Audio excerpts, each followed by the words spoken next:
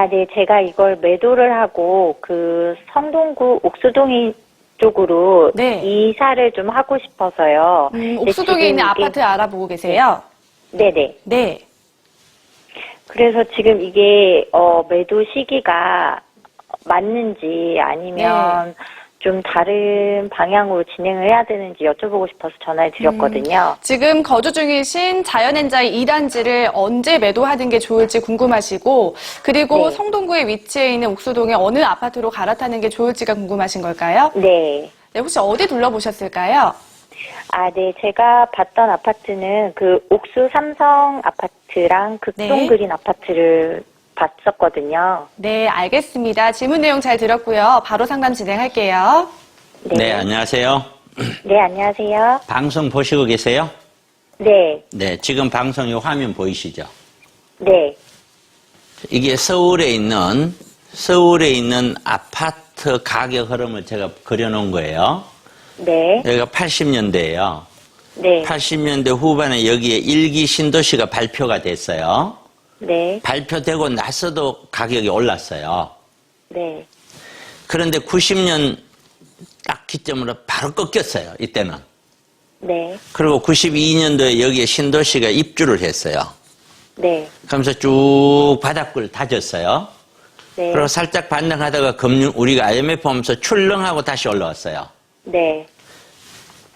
쭉 조금 더 그때부터 조금씩 회복하다가 2000년대 들어와서 이렇게 올라갔어요.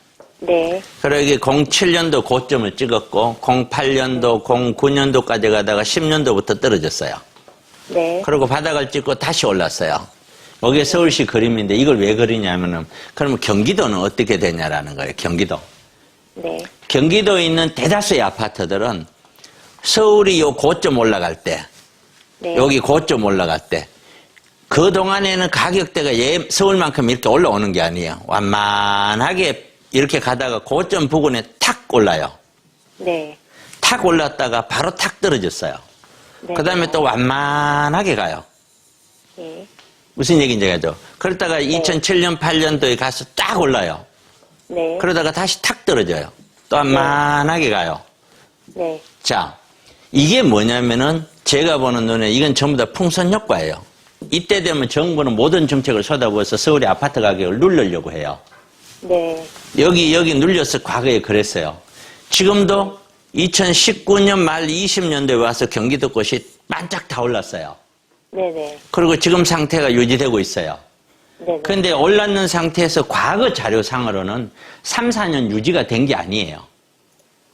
거의 대다수가 2, 3년 안쪽으로 다시 고점으로 갔을 때는 그 다음에 다시 조정이 들어갔어요.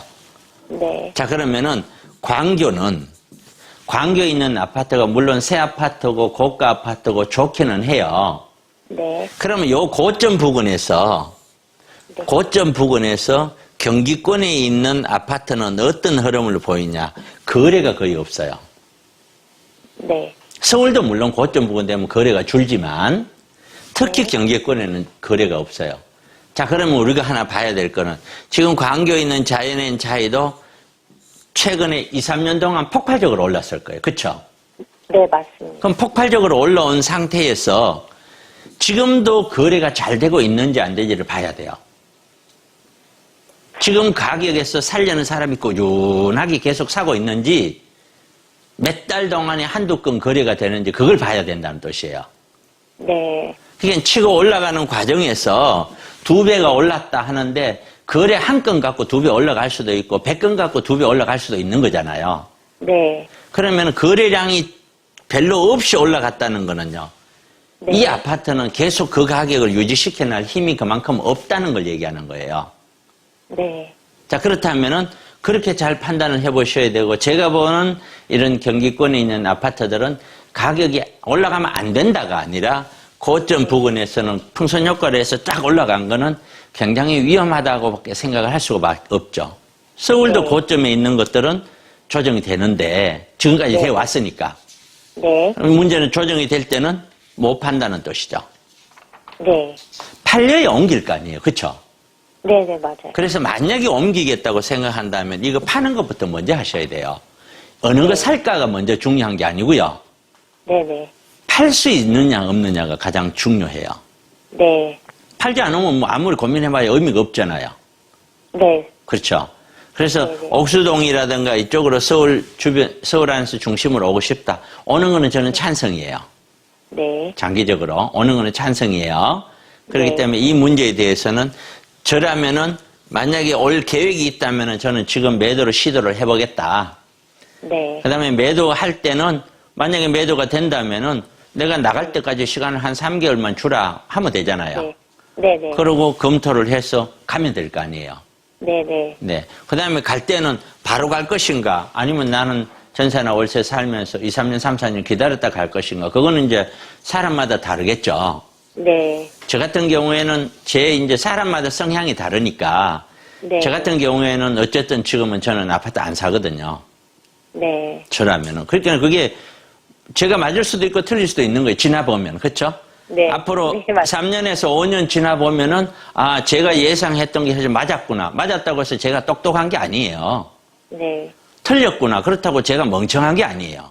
네. 지금까지 있어온 경험치와 데이터를 토대로 제가 그렇게 예상할 따름이에요. 네. 그러니까 시청자분들은 그런 걸 참고를 해서 본인들의 의사결정을 해야 되겠죠. 네. 예, 그러면 나는 위험을 안고라도 나는 수익을 추구해. 그런 사람들은 위험을 무시하고라도 나는 수익을 하는 거 강력하게 투자 스타일로 가는 거고 네. 나는 위험을 피하고 싶어. 그러면 그 사람들은 보수적으로 가는 거고 사람마다 다른 거예요. 네. 이게. 그래서 지금 시점은 저는 개인적으로 어쨌든 너무 고점 부근이 아니겠느냐. 굉장히 사는 사람 입장에서는 부담스럽다. 네. 사는 사람 입장에서. 그렇다면은 이거를 장기적으로 계속 이 가격이 계속 갈 수 있다라는 건 쉽지 않다. 적어도 한국은행에서 올 하반기쯤에는 금리가 올라갈 것 같은데 금리 올라가면 가격이 무조건 떨어진다. 이게 아니라 적어도 시장에 부동산 시장에 무언가 충격 내지는 시그널은 주겠죠. 네. 그러면 꽤 많은 사람들이 주춤할 수 있는 여건은 되겠죠. 네. 그러면 미국 같은 경우에는 테이퍼링이라서 돈을 풀고 있는데 풀고 있는 돈을 조금씩 적게 풀겠다는 뜻이거든요. 네. 그랬다가 2023년 지금까지 나온 뉴스를 보면 2023년 내년 후년 되면 금리를 올리겠다. 그때면 돈을 줄이겠다는 의미거든요. 네. 그러면 돈을 줄인다고 가정을 하면은 그 시점 미국의 금리 올라가는 2023년 시점 된다면 우리 시장은 그 전에 이미 반응할 확률이 높다. 저는 그렇게 생각을 하고 있는 것이 제 의견입니다. 참고하세요. 네. 감사합니다. 고맙습니다.